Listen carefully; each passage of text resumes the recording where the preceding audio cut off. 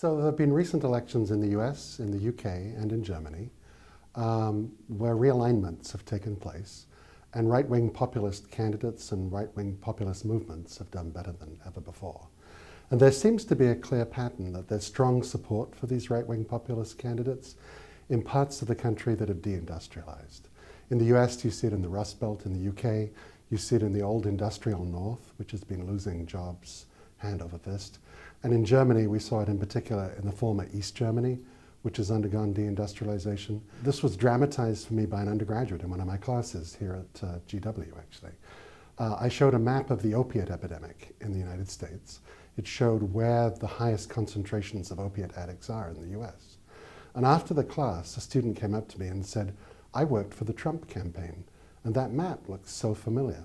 Everywhere where you have high concentrations of opiate addicts, that's where all of our voters were." And of course, we know that where you have the opiate addicts, it's a symptom of deindustrialization, low employment, and so on. So I think it's really important to understand that you can't really explain the realignment in American politics and British politics in particular without taking account of the ways major parties on the left abdicated their traditional position, standing up for working class people. So under Bill Clinton, the Democrats became the New Democrats. Under Tony Blair, you got the rise of New Labour.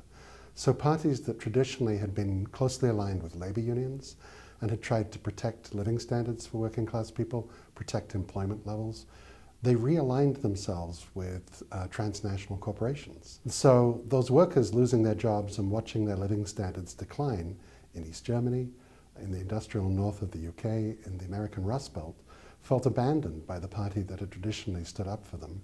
And they decided, why not try our luck with the Republicans or with the far right party? And that's the ultimate source of the energy for this right-wing populism.